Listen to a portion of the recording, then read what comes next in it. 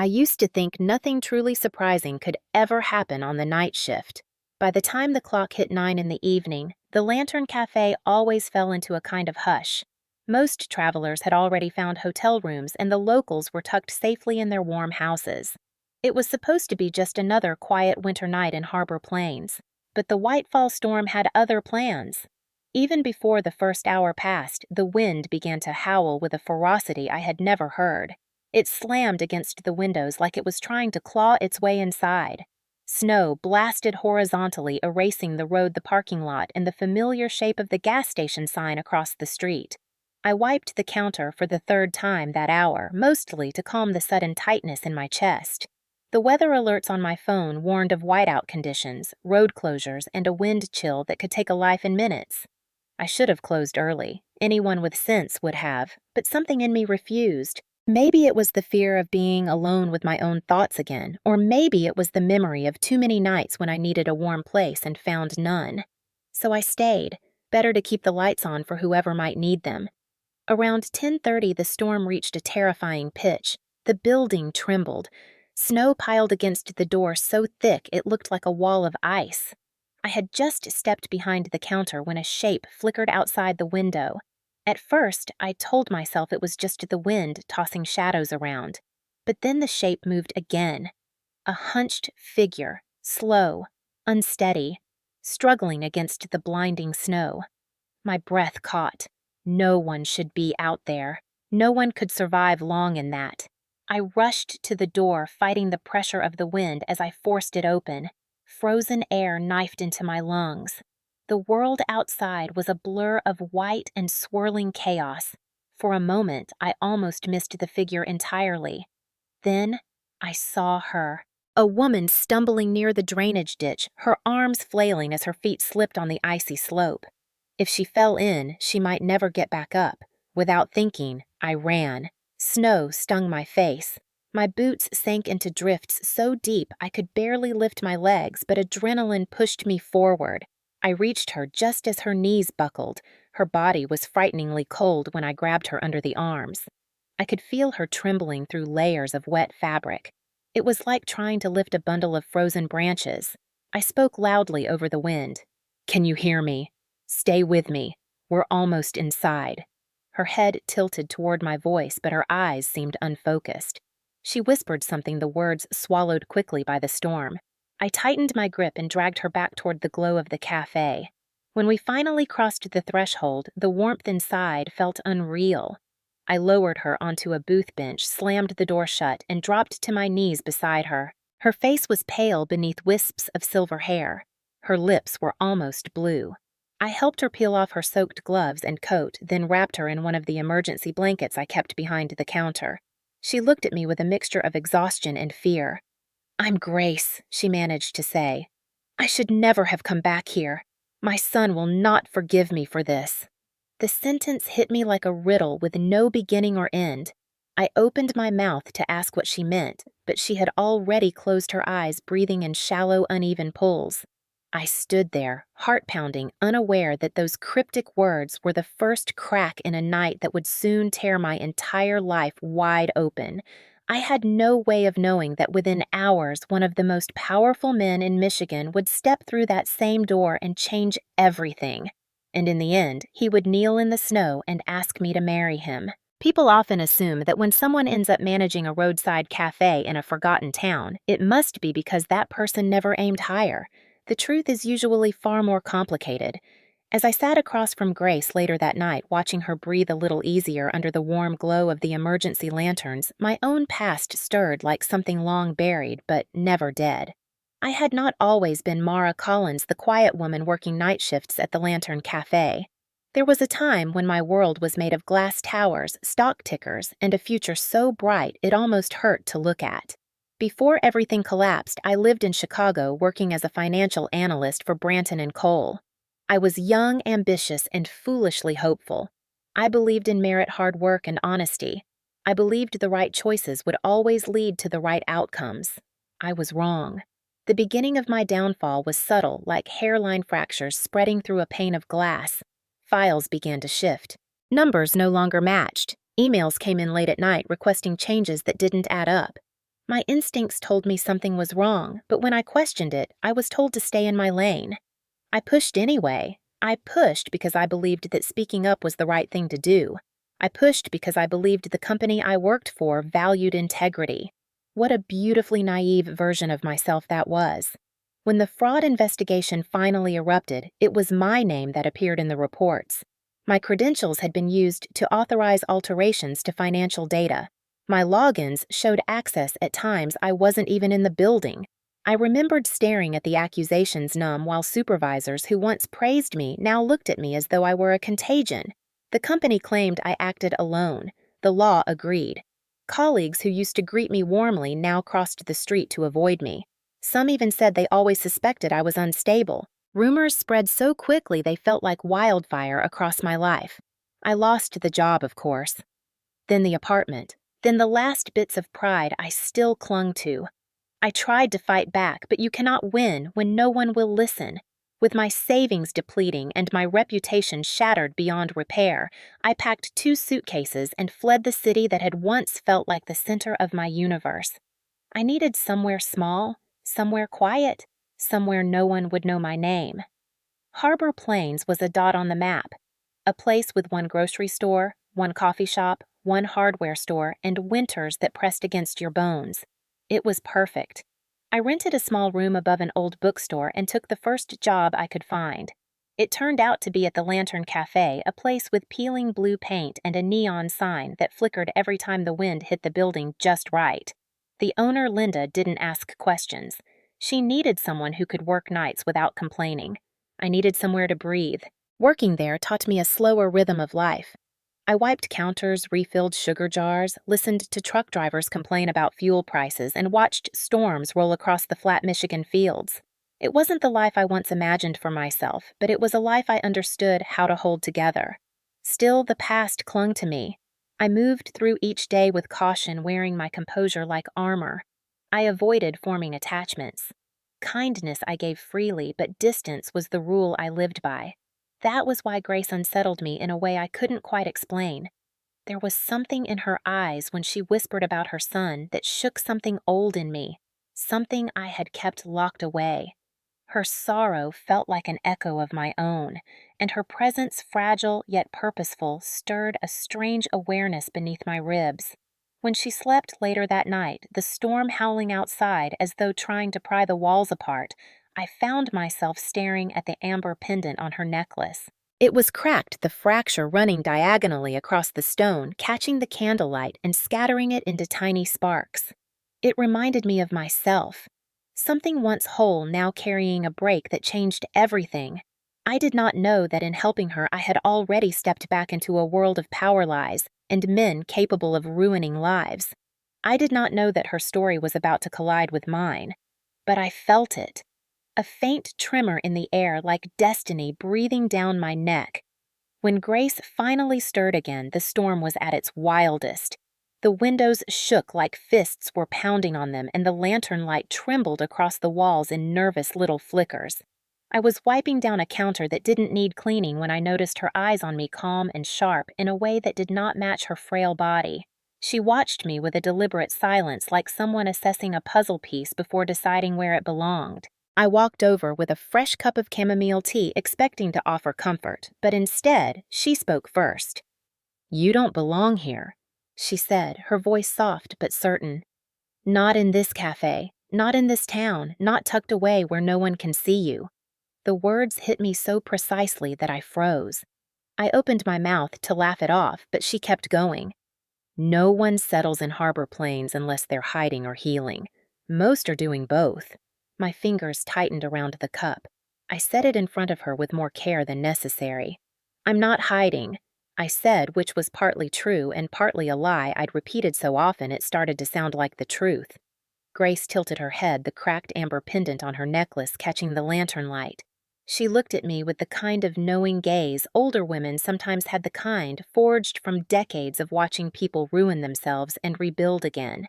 The storm outside roared, yet her voice felt strangely steady when she said, "Someone hurt you deeply. Someone took something from you." I felt my throat tighten. I had never told anyone in town about Chicago, not a single detail. I lived quietly, deliberately, like a ghost who paid rent. Yet somehow Grace saw through me, as if the storm had peeled back all my defenses. "I don't know what you mean," I said, but my voice betrayed me with its thinness. She reached for her tea, her hands steadier than before, and took a slow sip before speaking. "When you carried me in from the snow, you held me like someone who knows what it feels like to be dropped by others. People like us recognize each other." I didn't know what stunned me more, the accuracy of her observation or the quiet compassion in her tone. Before I could respond, she began telling me about her own life with an unexpected clarity. She said she once designed buildings that touched the sky, that she walked through boardrooms filled with people who respected her name. "But power has teeth," she said simply. "It eats what stands in its way." Her son, she told me, had inherited his father's brilliance, but not his gentleness. When he became consumed with building Hale Dynamics into an empire, their relationship fractured. "I tried to slow him down," she said, "tried to tell him that ambition without a heart becomes destruction. He didn't want to hear it." I listened quietly, imagining the weight those words carried, imagining the years between mother and son turning cold like the storm outside. "Why come back now?" I asked. After all this time, her eyes drifted to the cracked pendant at her throat. "Because it's never too late to mend what's broken, and because I was running out of chances to forgive myself." Her vulnerability pressed on something old inside me.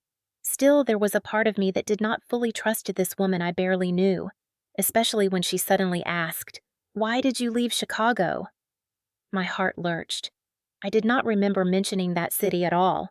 I had been careful, disciplined. I kept the past locked up tight, every detail buried. "How did she know I didn't?" she said, answering the question I hadn't voiced aloud. I guessed. "Your voice carries the weight of someone who once stood at the top of a world and then fell through every layer of it." My pulse quickened. Her choice of words felt too close, too specific, as if she had reached into places I never let anyone touch. Before I could decide whether to push back or walk away, the lights flickered again. The generator coughed, sputtered, and finally gave up entirely. Darkness swallowed the cafe. For a moment, all I heard was the storm's savage cry. Then I heard Grace shift in her seat, her movements calm, practiced. "I'll get the candles," I said, quickly needing motion to escape the sudden intensity of her presence. When I returned, I lit several candles around the cafe, and the space transformed into a warm, golden refuge. The glow softened every sharp edge and filled the air with the faint scent of melting wax. Grace watched the flames with an expression that bordered on reverence. "Candlelight shows the truth of a person," she murmured. "Electricity hides too much." I didn't know what to say to that. My heartbeat settled into an uneasy rhythm as I took a seat across from her. She leaned forward slightly, the amber pendant swinging like a clock between us. "Tonight, fate sits very close to you," she said. "Closer than you think." I felt a shiver crawl up my spine despite the heat of the candles. "What does that mean?" She didn't answer me directly. Instead, she looked toward the window as a fresh gust of wind rattled the glass. "Some storms don't just trap us, Mara. Some deliver us." I wanted to dismiss her words as the poetic musings of an elderly woman in shock. But something in her tone rooted itself in me. A premonition, a warning, a truth I wasn't ready to understand. If I had known then that before sunrise a billionaire would step through that door carrying answers I never wanted and questions I never expected, maybe I would have braced myself.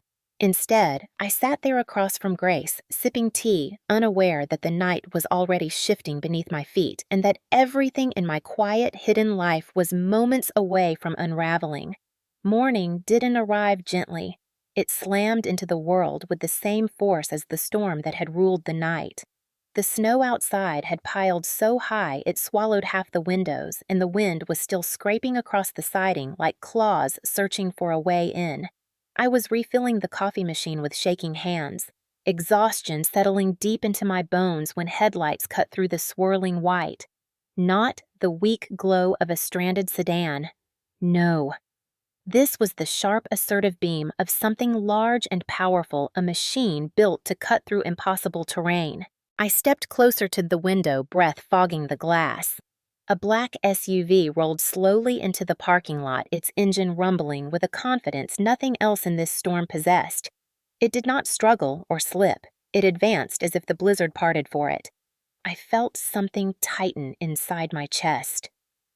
Instinct fear, a warning. The door flew open with a burst of icy wind, and a man stepped inside. Tall, broad-shouldered, wearing a coat that probably cost more than my rent for 6 months. Snow clung to his dark hair, melting and running in thin lines down sharp cheekbones. But it wasn't his appearance that made the air shift.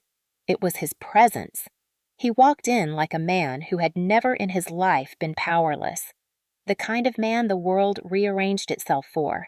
His eyes swept the cafe with the precise efficiency of someone used to assessing risk. When they landed on me, something colder than the storm moved through them. "Where is she?" His voice was deep, steady, and absolute. I blinked, trying to piece together what he meant. "Who, my mother?" he said, stepping closer. "Grace Hale. She left me a message. She said she was here." Grace Hale. The name crackled through the air. Hale. As in Hale Dynamics. As in one of the biggest private tech empires in the Midwest. As in Damian Hale, the notoriously ruthless CEO, whose face was plastered across finance articles with headlines full of fear and admiration. I exhaled slowly and forced my voice not to shake. "She's resting in the back. She was nearly frozen when she arrived. Please lower your voice." He stared at me like he wasn't used to being told to do anything, least of all by a stranger with a coffee-stained apron and sleep-deprived eyes. Still, something flickered across his expression. Not compliance exactly, but an acknowledgement that I wasn't intimidated by him, and maybe that surprised him enough to make him pause. "Show me." It came out as a command. I crossed my arms. "Only if you're quiet. She needs rest." His jaw tightened, and for a second I thought he might snap at me. But instead, he drew in a long breath, releasing it slowly. "Fine. Lead the way." I walked toward the office, aware of the heavy sound of his footsteps behind me. When I opened the door, just enough for him to see Grace was curled beneath the blankets, breathing evenly. Damien leaned closer, the harsh lines of his face softening for a fleeting second. "She looks better," he murmured. He had the kind of voice that was made for boardrooms, not intimate spaces, so the gentleness caught me off guard. I shut the door quietly. "She needs more sleep," I said. "The storm took a lot out of her." Damien followed me back into the dining area where the lanterns still cast that warm golden glow. He stood there for a long moment, watching the flicker of the candles, the empty booths, the snow pressing against the windows. "You kept her alive," he said finally. I shrugged. "Anyone would have." He shook his head. "No, not anyone." There was a weight behind his words, something layered with meaning I couldn't yet decipher. He removed his gloves, slowly revealing strong hands with faint scars across the knuckles, the kind of scars earned, not inherited. His gaze returned to me. "What's your name, Mara?" I said. "Mara Collins." He studied me more intently than before, as if the name tugged at a thread in his mind. I braced myself for the familiar shift in expression, the flicker of recognition when someone connected me to the scandal that destroyed my old life. But nothing changed. Either he didn't know, or he was very, very good at pretending. "The roads are closed," I said, trying to move the conversation somewhere practical. "You and your mother won't be able to leave until the plows come through." His brow furrowed. How long could be hours? Could be all day. It depends on the wind. He looked toward the door jaw, tightening in frustration. "Then I suppose we're stuck." I didn't like the implication, but couldn't deny the reality.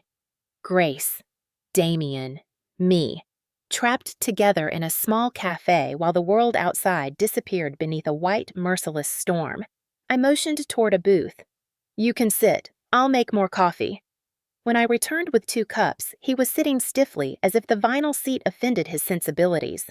I slid 1 cup across the table. He wrapped his hands around it but didn't drink. Instead, he studied me again with those unnervingly sharp eyes. "I don't understand something," he said. "You are clearly educated, and yet you're here working in a roadside cafe in the middle of nowhere." My chin lifted. "And you always interrogate the people who save your mother." The corner of his mouth twitched, the nearest thing to a smile I'd seen on him. Point taken. Still, there was something else in his gaze now. Curiosity, interest, recognition.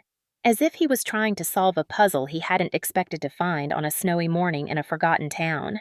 And already, without realizing it, he was pulling me back toward a world I had sworn never to touch again. The next hour unfolded with a strange quiet, the kind that feels too heavy to be accidental. Damien sat in the booth closest to the window while I tried to distract myself with refilling sugar jars and straightening napkin holders. The storm showed no signs of relenting. Snow slammed against the glass in thick waves, and the wind made a low, continuous moan that settled deep into the bones of the cafe. Every few minutes, Damien's gaze drifted toward the back office door, worry flickering through the hard lines of his face. It softened him, made him seem less like the iron-willed CEO the world knew, and more like a man afraid of losing someone. I understood that fear. I had lived with it before. Eventually, he spoke, his voice cut low. "You stayed open through this. Most would have closed hours ago." I shrugged, not looking up from the counter. People get stranded. Someone might need help. He absorbed that quietly, like he wasn't used to people doing things without an angle or agenda. When the power flickered again, a faint pop echoed from the back room, followed by a second pop that made the lights dim and pulse before giving up completely. Darkness swallowed everything for a second time. I sighed and reached under the counter for the lanterns. Damien stood immediately. "Was that normal enough?" I said, lighting the first lantern. "This building is older than both of us combined." He stepped closer to help without asking, taking the second lantern from my hand. Our fingers brushed a small contact, but sharp enough to send an unexpected shiver through me. The golden light slowly filled the cafe, again soft and warm, revealing shadows that danced along the walls. Damien set the lantern on the table between us. "This place is different in candlelight," he said. I glanced around. The cafe did look gentler, like it had aged backwards into something safe and nostalgic instead of the run-down roadside stop it usually was. "Maybe you're just not used to quiet," I replied. He gave me a long, slow look, the kind that felt almost like a confession. "You're right. Quiet isn't something I get much of." I almost smiled. I wanted to, but something in his eyes kept me cautious. He wasn't flirting. He wasn't performing. He was observing, calculating, trying to read me. And I did not like how easily he seemed to see past the surface. Before he could say more, Grace's voice called faintly from the back room. Damien moved faster than I expected, almost knocking over a chair in his rush to reach her. I followed close behind. Grace sat up slowly, the blankets pooled around her lap, her face still pale but steadier than before. Damien knelt beside her, a moment of unguarded tenderness slipping through. "You should be resting," he said. She laid a hand on his arm. "I've rested enough. I want to talk to your friend." Friend wasn't the word I would have used, but she smiled at me with a gentle certainty that made it impossible to correct her. I brought her tea and she sipped it carefully, studying us both with that uncanny insight she wielded like a talent. "Damien," she finally said, "this young woman saved my life. Show her a bit more softness." He stiffened at the gentle reprimand. "I'm trying." Grace chuckled a soft, warm sound. "Then try harder." The comment startled a laugh out of me before I could stop it. Damien shot me a sideways glance, but the tension in his shoulders eased. Grace watched us like she was witnessing something unfold, something she had already predicted long before either of us understood it. After settling her comfortably, Damien and I returned to the dining room. But the moment we stepped into the open space again, the temperature felt colder. The cafe walls creaked under the pressure of the wind. Damien slid his coat off again and rolled up his sleeves. "Where's the generator?" he asked. "In the back storage. I tried to fix it earlier, but the storm made it temperamental." He motioned toward the doorway. "Show me." I hesitated, not because I doubted his capability, but because the tight storage hallway forced close proximity. Space was already charged between us. Narrowing it seemed dangerous, but I led him anyway. The generator sat beneath a shelf of canned goods, humming weekly lights flickering on its small panel. Damien crouched beside it, assessing the machinery with surprising familiarity. "You've done this before?" I said, genuinely surprised. He glanced up. My father made me learn everything about the houses we lived in, even the wiring and heating systems. He said a man should know how to keep the lights on. The unexpected vulnerability in that statement lingered in the narrow room. I handed him a flashlight and watched him work fingers' steady movements practiced. When he finally adjusted a loose connection, the generator kicked back into a low, steady rumble. The lights didn't return, but the essential systems stabilized. We stepped back into the cafe, the lanterns glowing steadily again. Damien wiped his hands on a towel, and for a moment we stood in silence, the air charged with something I didn't want to name. "Tell me something," he said. "Why does a woman like you work here?" The question was gentle but sharp, like a scalpel slicing cleanly through fabric. I looked away. Life doesn't always go the way we expect. He nodded slowly, accepting the non-answer, but I could feel his curiosity deepening. For a moment in that flickering light, something in him almost softened. But then I saw the shift, the tightening of his gaze, the sense that he was piecing together fragments I didn't want him to see. Before he could ask more, a loud thud hit the door and both of us spun around. A second thud followed, heavier, as if someone collapsed against the entrance. Damien stepped forward, quickly pulling the door open. A man stumbled inside, snow sliding off his overcoat in clumps.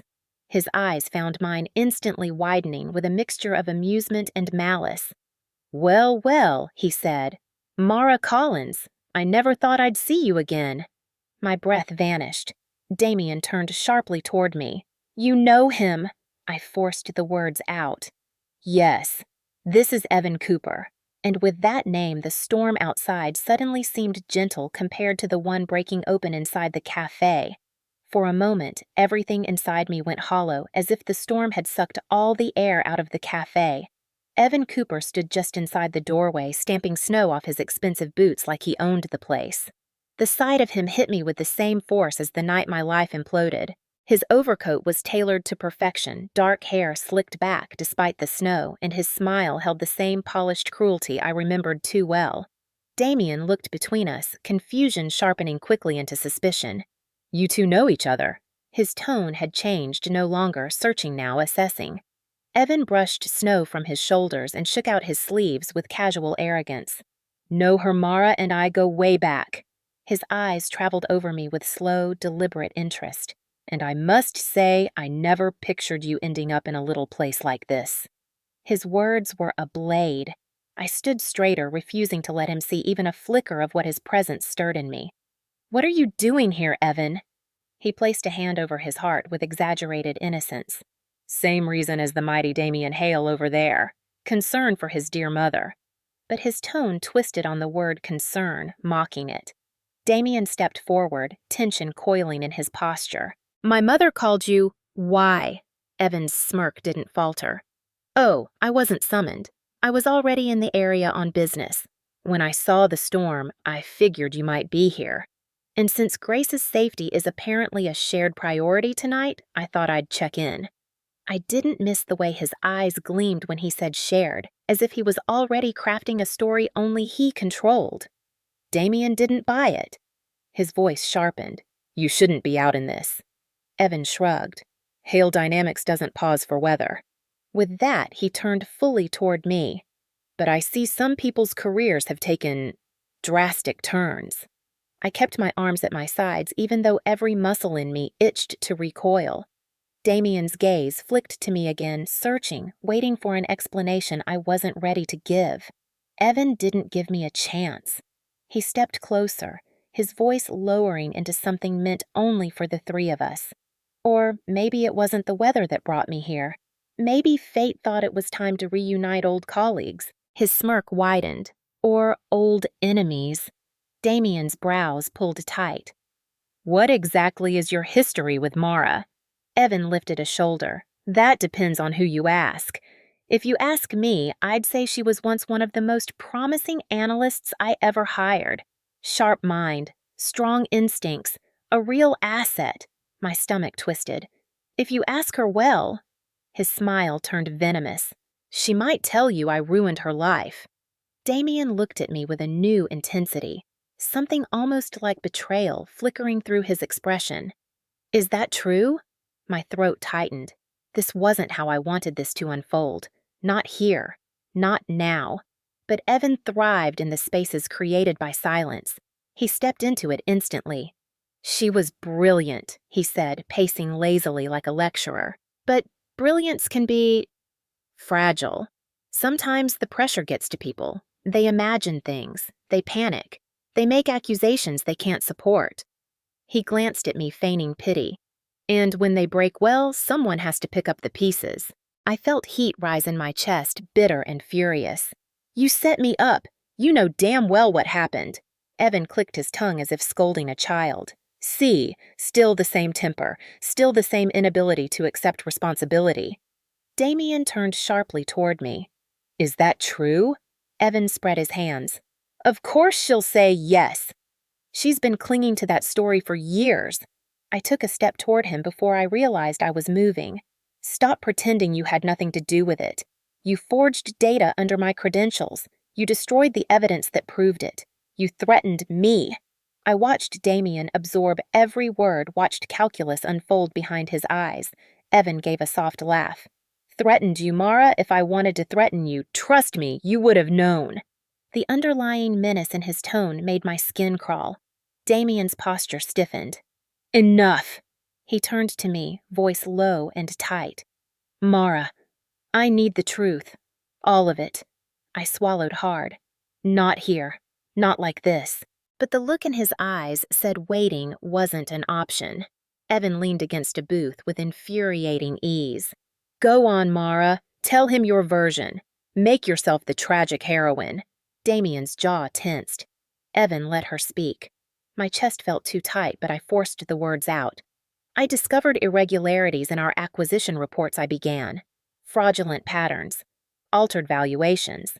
And when I confronted the team, Evan asked me to adjust my findings. I refused. Evan's smile thinned. And here comes the delusion part. I kept going. Weeks later, numbers were changed using my credentials. Data I never touched. And when I tried to prove it, everything that could incriminate him was already erased. That's when he sent the messages. The threats. I paused. The room felt smaller, the air thicker. Evan chuckled. Mara, you always did have a flair for drama. I jerked forward, but Damien stepped between us, his voice like ice. Mara, is there proof? My breath shook. There was. But it's gone now. Evan spread his hands mockingly.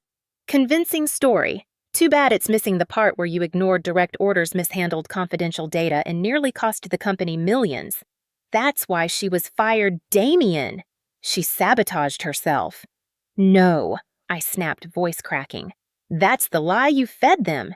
Evan's expression shifted a fraction too confident. Mara, you really shouldn't dig this up again. It won't end well for you. My pulse spiked. That tone, that quiet threat, the same one from years ago. Damien heard it too. His eyes darkened. Evan, don't. Evan pushed off the booth. I'm just giving her advice. For old time's sake. My hands trembled. You destroyed my life. For what? To cover your tracks. He met my gaze without flinching. To survive. In that moment, something inside me cracked open. Not fear, not grief, something sharper. Damien watched us both, realization forming like frost creeping across glass. You ruined her, he said slowly, voice dripping with cold horror. You ruined her to save yourself. Evan's lips curled. If you want to believe that, be my guest, but the truth won't change. Damien stepped forward, fury radiating from him. Get out! Evan shrugged on his coat, adjusting the collar like he had all the time in the world. This isn't over, he said quietly, eyes landing on me. It never was. He opened the door, letting the storm rush in again, and disappeared into the white. When the door finally closed, Damien turned toward me, but the understanding in his eyes had shifted, and not in my favor. The moment the door shut behind Evan, the cafe fell into a silence so heavy it felt physical.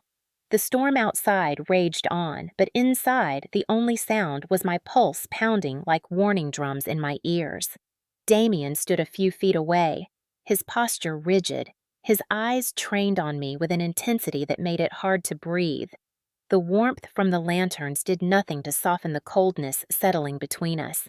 He exhaled slowly. "Mara, we need to talk." The words were calm, but something under them trembled. I nodded, unable to trust my voice yet.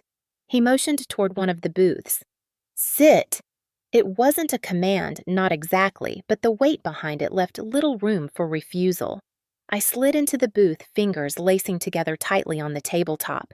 Damien sat across from me, leaning forward, forearms braced on his knees.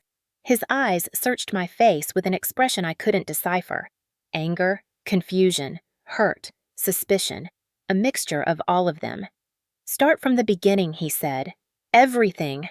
I swallowed my throat, burning with the effort. I knew this moment was coming. I just never imagined it would happen with him, not in this snow-covered corner of nowhere, not after I had finally begun to breathe again. But running wasn't an option. Not anymore.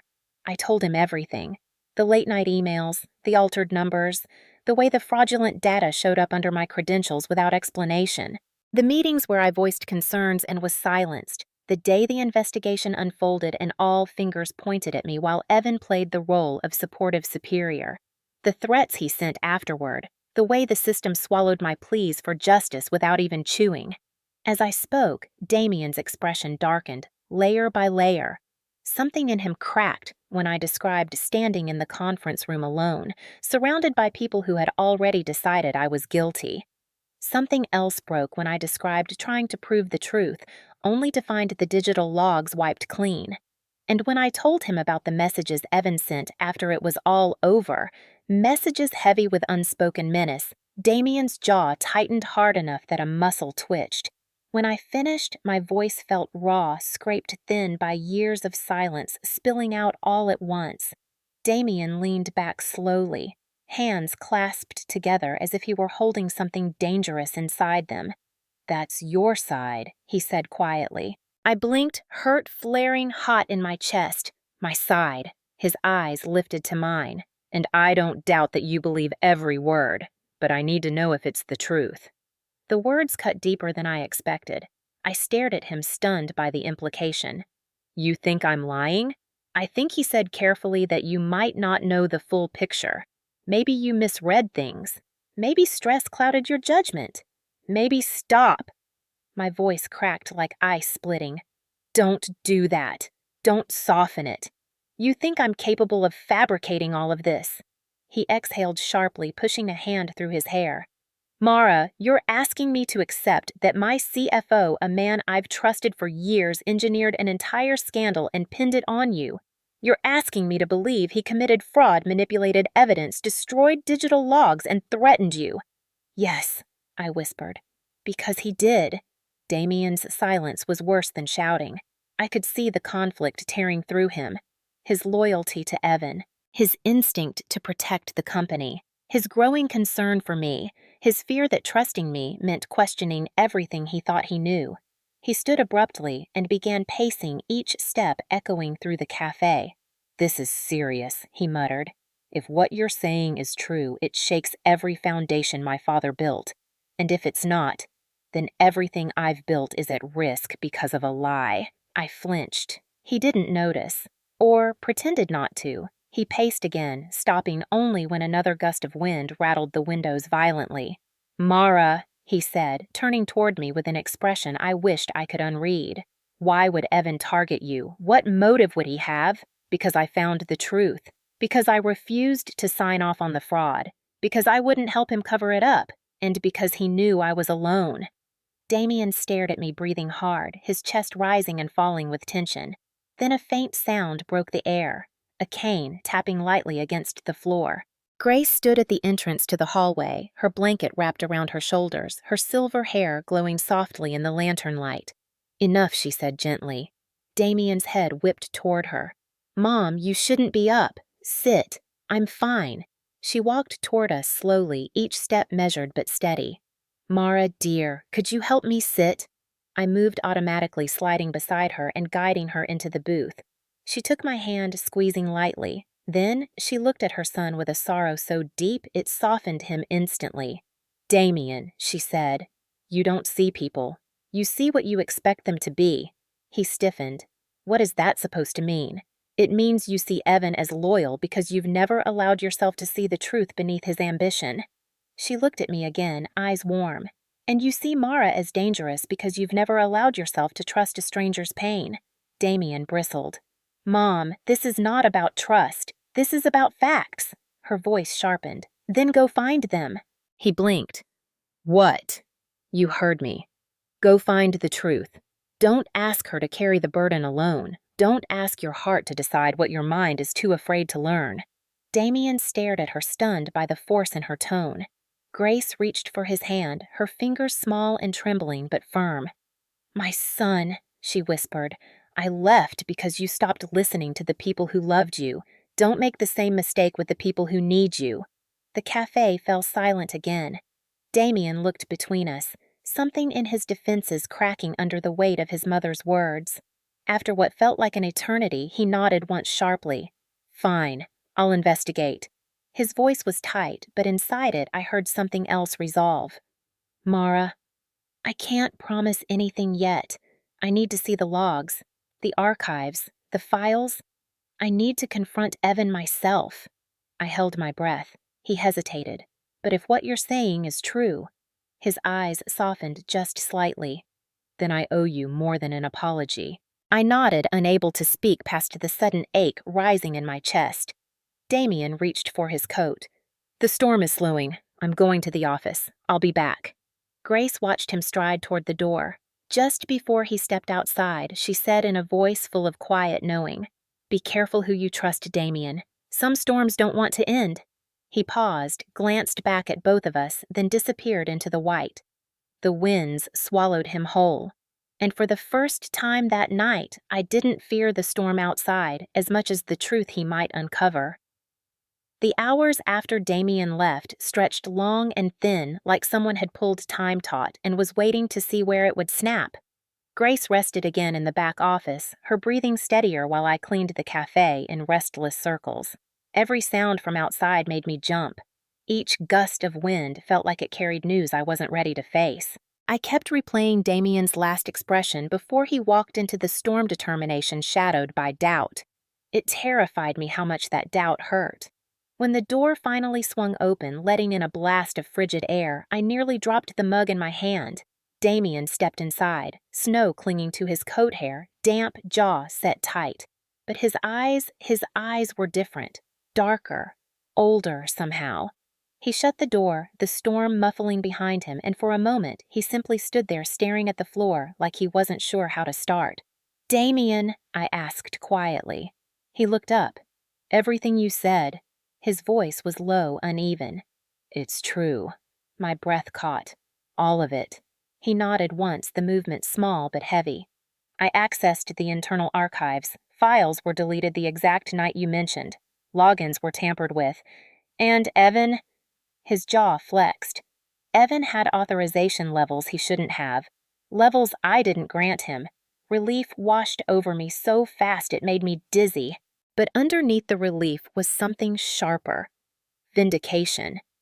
Damien stepped closer, stopping only a few feet away. I confronted him, he continued. And he didn't deny it. Not once. I swallowed. What did he say? Damien let out a breath that trembled faintly. He said he did what he had to do to protect the company. That sacrificing one analyst was better than risking an expose. My stomach twisted. He called it a sacrifice. Damien nodded grimly. He said you were expendable. A flush of cold anger burned through me. Damien looked away, unable to meet my eyes for a moment.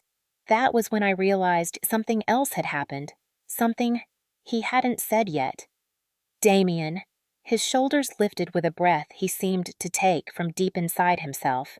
I fired him. The words hit with a force I didn't expect. Fired today in the middle of a storm. Yes, I escorted him out of the building. Security will collect his access badges once the road's clear. His voice darkened. He threatened me on his way out. My pulse quickened. With what Damien's eyes met mine, and for once there was no shield, no armor, only honesty. He said I would lose everything for choosing you over him. The cafe felt suddenly too quiet. My voice was barely audible. And do you believe that his answer was immediate? I don't care. Something warm cracked open in my chest. Damien took another step toward me, his face tight with something like regret. Mara, I am sorry. I should have believed you from the start. I should have seen him for what he was. I shook my head, throat aching. You've known him for years. I'm nobody to you. His voice dropped. You're not nobody. You never were. Warmth and fear collided inside me all at once. He ran a hand over his face, exhaling shakily. And there's more. The room stilled. What I found financial discrepancies in the last quarter's acquisitions, areas he oversaw, millions unaccounted for. My knees almost buckled. So it was never just me. Damien shook his head. No. You were the first warning sign. I just didn't want to see it. He took a breath, grounding himself. There will be an investigation. Legal teams, auditors, press storms. It's going to be ugly. I braced myself. And what does that mean for me? Damien stepped closer, closing the remaining distance between us until we stood only inches apart. It means, he said quietly, that I intend to clear your name. Fully. Publicly.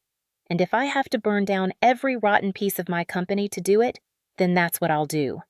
My breath hitched. Damien. He held my gaze with a conviction that felt like a hand steadying the back of my heart. You told me the truth when no one else ever has.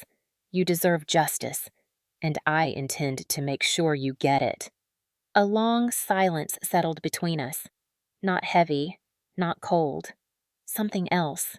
Something electric with possibility and fear, and the first sparks of something I didn't have a name for yet.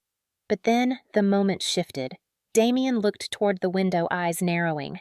Evan won't let this go, he said quietly. He'll come after you now. And that was when I realized the fall of one tyrant was only the beginning of the storm waiting ahead.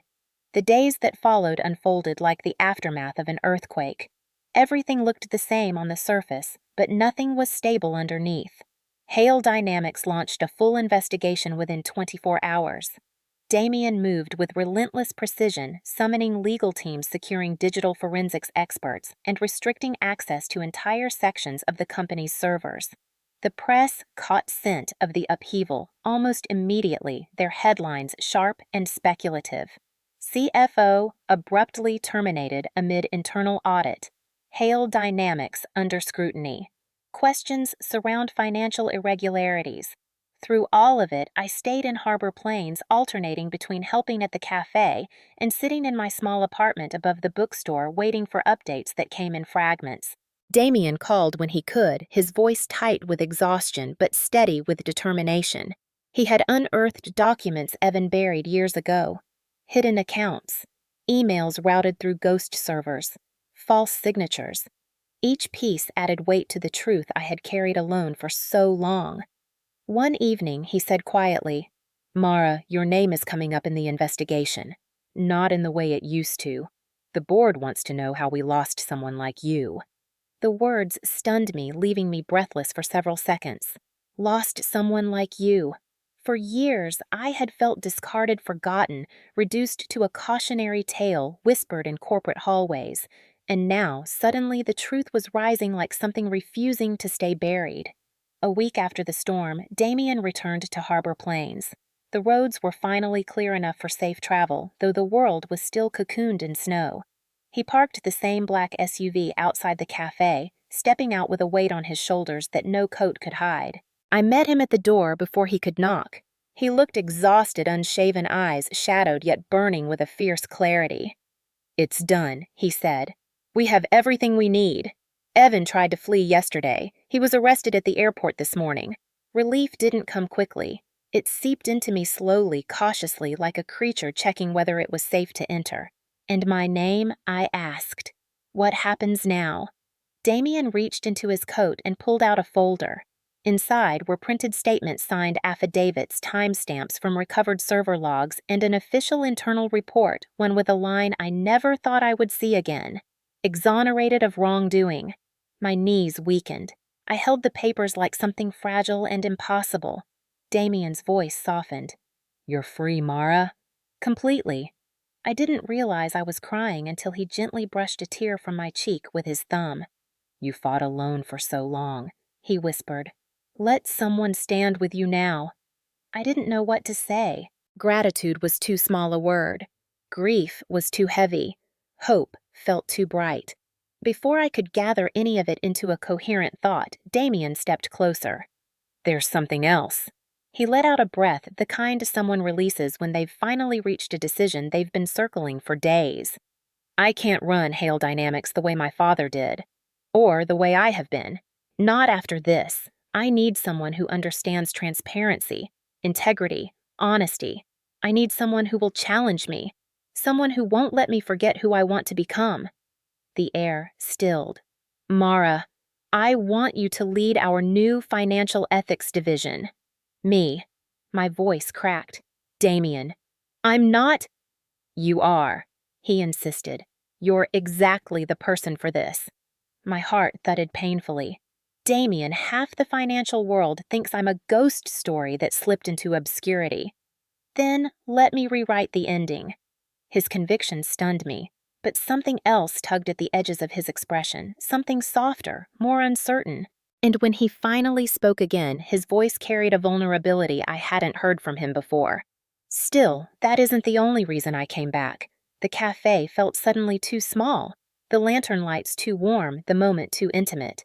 Damien took a slow breath like he had rehearsed this, but still feared the words. That night changed my life, he said. You changed my life. My pulse raced. I didn't do anything except pull your mother inside and tell you the truth. He shook his head. No. You reminded me that power without conscience is ruin. You reminded me what it means to listen, and you showed me that kindness is not weakness. He stepped back, then surprising me. For a moment, I thought he was leaving. But instead, he walked toward the cafe door and opened it. Outside, snow was falling in slow, gentle flakes, the first peaceful snowfall since the storm. Damien turned, meeting my eyes with something that felt like a question and an answer at the same time. Come with me. I followed him out, boots crunching softly against the fresh layer of snow. The world was quiet and silver, the air crisp enough to steal a breath. We stood in the middle of the empty parking lot, the cafe glowing behind us like a lighthouse. Damien faced me fully. This past week has stripped my life down to its bones. And when I look at what's left... His chest rose with a shaky breath. You are the one thing I want to build around. I stared at him, heart unsteady. Damien. He dropped to one knee in the snow, not gracefully, not dramatically, honestly. His breath fogged in the cold air. His eyes never left mine. Mara Collins, he said, voice steady, despite the tremor in his hands. If you'll let me, I want to spend the rest of my life making sure no one ever harms you again. I want to build a world where your truth is protected, where your heart is safe, where your past has no shadows. Snowflakes drifted onto his dark hair and coat. The whole world seemed to hold its breath. Will you marry me? The tears came fast, warm against the cold air. I nodded, unable to speak the yes forming in my chest long before my lips could shape it. Damien rose, pulling me into his arms, and for the first time in years, I felt something inside me lift. Freedom, justice, and a future shaped not by what was taken from me, but by what I still had the courage to claim. 6 months passed, and the world I lived in no longer resembled the one I once hid from. Winter had melted into a shy early spring, the kind that arrived gently in harbor plains with soft winds and sunlight that lingered just a moment longer each day. I stood on the porch of the house Damien and I now shared, a home he and Grace designed together, filled with warmth, light, and corners that felt like they'd been waiting for me long before I ever arrived. Inside, the smell of coffee drifted through the rooms, and the sound of Grace humming traveled softly from the kitchen. She had moved into the cottage behind our home, close enough to visit daily, and far enough to maintain her independence. After decades of silence between her and her son, they now shared mornings over tea and evenings over conversations they once thought impossible. Their healing became a quiet miracle I watched unfold piece by piece. As for me, I had stepped into a new life at Hale Dynamics, overseeing the financial ethics division, a department Damien built from the ground up, naming transparency as its foundation. Each day, I walked into the office with the same steadiness I once carried leaving it. People greeted me with respect now, not pity, not suspicion, respect. And yet, even in that polished corporate world, I still felt most like myself when I returned home to the small town that saved me. On weekends, I visited the Lantern Cafe, not to work, but to sit in the booth where everything changed and drink hot chocolate with Linda, who liked to pretend she never suspected anything extraordinary happened that night. She only smiled and said, "Storms reveal things, honey. Always have, always will." One evening, Damien and I walked the trail behind our house, the sky dimming into that soft blue twilight I'd always loved. Wildflowers dotted the path, bending slightly under the breeze. When we stopped near the creek, he slipped his hand into mine. "I never imagined this for myself," he said. "Not the company, not the investigations, not even the victories. I imagined every ending alone." I squeezed his fingers gently. So did I. But then he looked at me with a quiet, earnest wonder. And yet, one storm changed everything. The way he said it made my chest warm, the memory of that night flickering like a lantern's glow inside me. We didn't know it then how a single act of kindness could shift the course of two lives, how a fragile old woman in a blizzard could guide me toward the truth, how the son she feared she'd lost could find his way back to her, how justice could rise from ruins, how love could grow in the ashes of betrayal. Later that night, as the house settled around us and the fireplace crackled softly, I sat at my desk and opened my old Chicago journal, the one filled with fear, confusion and questions I never had answers for. At the bottom of the last page, I wrote the line that had lived in my chest ever since that night in the cafe. "A storm did not destroy my life. It delivered me to the one I was meant to live." I watched the ink dry, the words settling into place like they'd waited years to be written. The next morning, sunlight spilled into our bedroom, warm and easy. Damien slept beside me, his breathing steady, his hand resting gently on mine. Grace's laughter drifted faintly from her cottage window next door. And for the first time since everything fell apart, I understood something with absolute clarity. I had not been saved by a billionaire. I had not been restored by a company. I had been found by the truth I refused to surrender. I had been rebuilt by the courage to keep going. And the storm, the one that nearly buried the world outside that cafe, had not come to take anything from me. It had come to return what I thought I had lost forever: hope, dignity, love, my life. If someone were to ask me now how a single night could rewrite everything, I would tell them this. Sometimes the world tests you not to break you, but to carve out the strength you already held.